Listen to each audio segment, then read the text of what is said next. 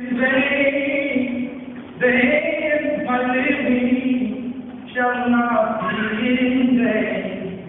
If I can help somebody as I pass along, then my living shall not be in vain. Right. Good morning.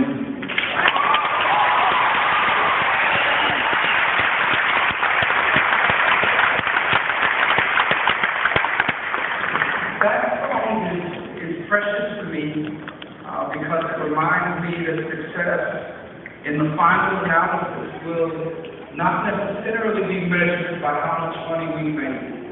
Success will not necessarily, as Hannah said, be measured by someone else's definition. But I'm convinced that whatever the definition is, it will include you giving your life in service to helping other people. I'm convinced that in the final analysis, success will be measured by how much we give our lives to pour into other people. And it's because of that that I'm here today, and it's because of that that everyone is on the stage, every one of these teachers is in this room. And so I want to pause, and would you join with me to thank every one of these leaders who have poured themselves into you? Would you just help me?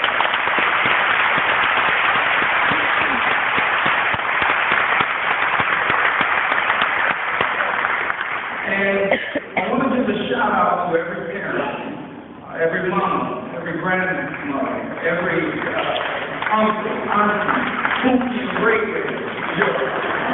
Those who stepped in and helped you make it to this place today, let's celebrate them right now.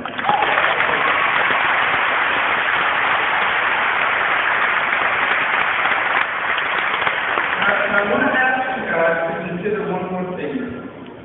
There was someone else here who believed in you when you didn't believe in yourself.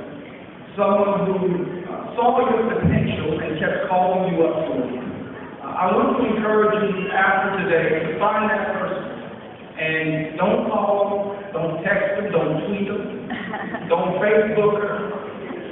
Walk into that person's office, their house, look them in their eyes, shake their hand, give them a hug, and say thank you.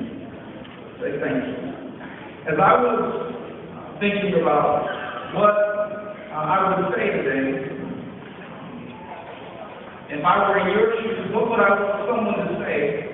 What would I want someone to share with me? Would I want someone to talk about politics? No. Would I want someone to talk about the economy? No. Would I want someone to talk about Jersey Shore? Absolutely not. If I were in your shoes, I would want someone to tell me today that in the midst of the turbulence of our times, we have an opportunity to create a future that is better, that is brighter, that is more wonderful than your past. I'm here today to challenge you guys to dream big. How many of you have seen the movie Freedom Riders? Very good. There's a character in the movie playing part of my story. His name is Marcus. I couldn't get Denzel to play me. Or Brad Pitt. So we got a guy named Jason Finn. Jason captured what some of my life was like. And so I'm speaking from experience today to challenge you, to beg you to dream big. You see, I was born into a beautiful but a very broken family. My father's been in prison my whole life. My stepfather was addicted to cocaine, and he was an alcoholic. And there were many nights when he got drunk and high that he verbally and physically abused my mother. And when I was a little boy, I'll never forget, he grabbed my mama by the back of her head, and he slammed her face through a glass window. A piece of glass came down and opened Mama's head. And I literally had to fight for my mother's life. Before I was 16 years old, I lived in 26 different places. We were homeless. There were nights we slept on floors like the one your feet are on right now. No blankets, no pillow, no mattress. And I'd be laying there, shivering, holding a piece of bread, wondering if anybody in the world cared about us. And my mother would take out her jacket and she would rub my head and she said, baby, it's going to be okay. And as much as I wanted to believe Mama, things were not okay. There were times when I would eat food out of dumpsters. There would be times when I would sleep in cars and in alleys and in backyards and on beaches. There were times when I would do things just to make it through the night. And I took all those issues with me to school. And I'd be sitting in class and I felt so far behind because the teacher would not pour into me. And I'd be sitting there thinking about the fact that I just fought a grown man last night. And the teacher would be talking, and I'd be sitting there thinking about the fact that my ribs were sore because I was thrown off of a balcony. And I'd be sitting there, and the teacher would be talking, and I'd be wondering when my next meal was going to come. Because someone stole my lunch ticket. Started hating school. Started ditching school. From 4th grade to 9th grade, I missed 60 to 90 days of school every year. First semester of my freshman year, I earned a 0.6 GPA. 3 F's, 3 B's, and a C. I got a D in gym. I was in Oklahoma City, a little boy, 4th, 5th grade, walked up to me, he said, Mr. Scott, did you say you got a D in gym? I said, I did. He looked up at me and said, you must have been stupid. Man, get up. Second semester, I earned a 0.0. I dropped out of high school because my best friend, when you move around 26 times, you don't have a lot of friends, but I had one friend. His name was Alex. Alex called me and he said he was on his way over to my house. Alex never showed up. Next day when I went to look for him, I found out that he was jumped by a group of guys and strangled with a piece of guitar string. And he was stabbed through his throat. And he was thrown off of a cliff. When my friend Alex died, something inside of me died with him. And I started saying things like, people like me, we ain't supposed to make it. Where I'm from, if you're in my neighborhood, something is set up for us to fail, so why should I try? Every time I try, something happens. Every time I try, someone gets arrested. Someone gets shot. Every time I try, I get knocked back down. Why should I try? Dropped out of high school. And I was sitting in a park. Broken, empty, lost. And my soul was crying out with the poet Paul Laurence Dunbar, who said, a crust of bread in the corner to sleep in.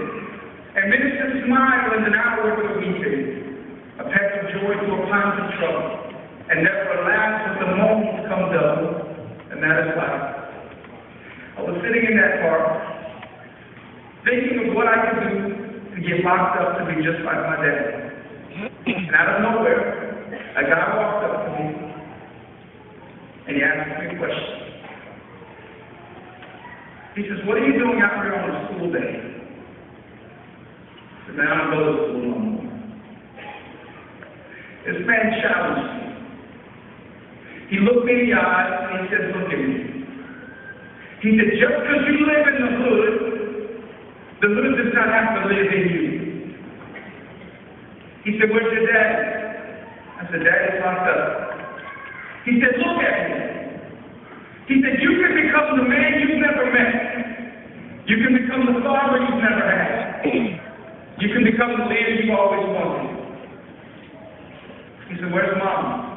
I said, man, Mom's is struggling. He said, you can create a better life for your family.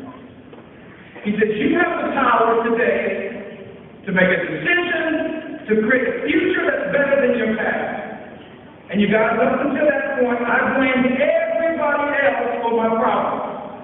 I blamed racism for my problems. I blamed police for my problems. I blamed my neighbors for my problems. I blamed everybody for my problems. But that was the first time in my life that I realized that although I cannot control what happens to me, I can control my response to it.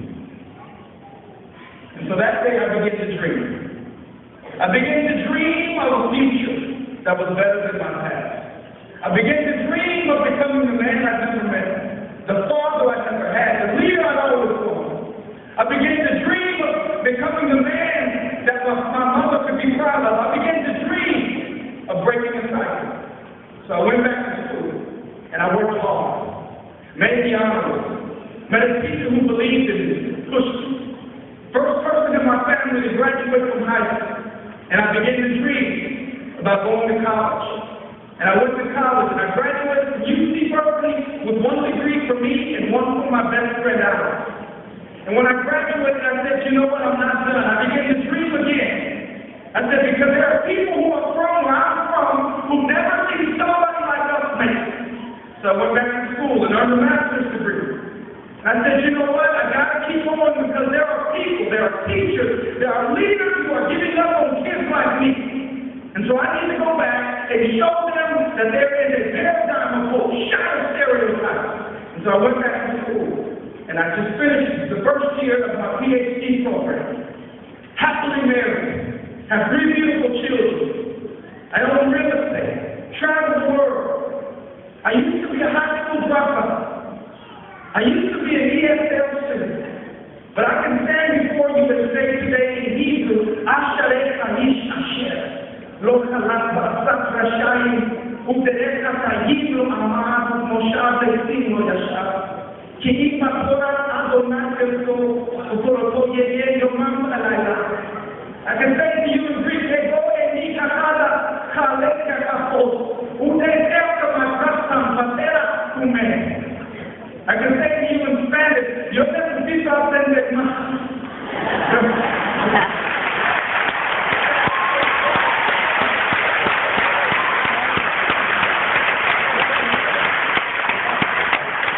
My friends, I didn't come today to impress you.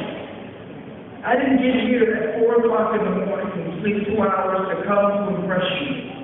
I came here to impress the Thomas. To dream a big dream. I don't know where you're from, I don't know what you've been through, I don't know what people have said about you, but I'm here to tell you to dream a big dream. Use your haters as your elevators to make you better, stronger, and wiser on your way to the top.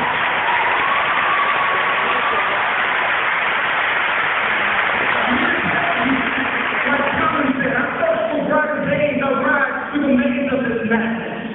Struggle is my address for pain and crackling. Gunshots ring out from sounds of blackness. I was given this game with no time to practice. I was born on the blacklist. Told I was below average. A life with no terror. But that's the money if you're from where I'm from. Funny. I just want some of your stuff. But dark clouds seem to follow me. Alcohol that my pop swallowed bothered me. No apology. I walk with the gold around my shoulder. It's a Cold War, but I'm a colder soldier. I fight the same fight that made Martin Luther the king, but we ain't using it for the right thing. In between the leans and the fiends, the hustles and the schemes, I scrape together pieces of my dream. Hold on to the dreams that you have. In the midst of the trials that you will face, hold on to the dreams that you have. This world is in need of dreamers again. In the midst of darkness and brokenness and selfishness and individualism, we need people who will dream a bigger dream. A dream that will make this world a better place. As I travel the world, I'm meeting people who are in need of dreamers. I was leaving the school and a little girl grabbed me and she was crying. I said, sweetheart, what's wrong? She says, I don't know if anybody cares about me. I was in Oklahoma City and a little girl grabbed me. I said, sweetheart, what's wrong? She says, I tried to hang myself 2 days ago because I don't know if anybody loves me. I was in Illinois, walking out of a building, and a janitor grabbed me, took me to a bathroom. He said, go talk to him. And in the corner was a tall white guy, and he was bent over, and he was sobbing. I walked up to him, and I said, man, what's wrong? He says, man, I was going home today to kill myself. But today, you've given me a reason to live. Because I know that there's one person who understands my pain, and I know that there's one person who cares about me. Thank you. If I had never dreamed, I would have never met these people. And so I'm here to challenge you, my friends, to dream big. Work hard and love other people. Don't achieve your dreams as a means to end. Work hard, apply yourself. Go the extra mile, and you'll learn there are no traffic jams on the extra mile. So keep on going. But never forget that there are other people less fortunate than you who are waiting for you to stand up and give them a helping hand. I leave these words with you that were penned by a guy named Reverend Kipling, and they capture what you can do in your life if you embrace today as a challenge, as an opportunity to dream bigger than you've ever dreamed.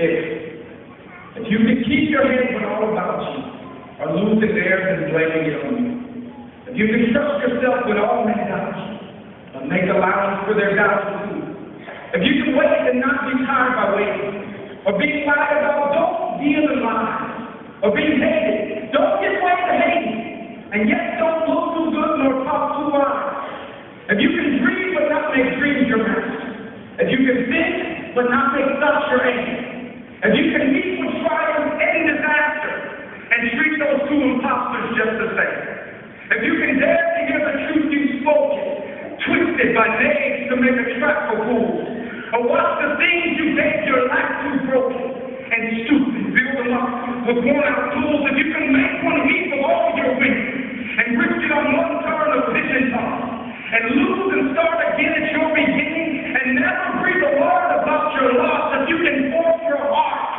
and your nerve and your sinew to serve your turn long after you are gone, and so hold on when there's nothing left in you except the will that says to them, hold on. If you can talk with crowds and keep your virtue, or walk with kings or lose the common touch, if neither soul nor loving friend can hurt you, all men counsel you, but none too much.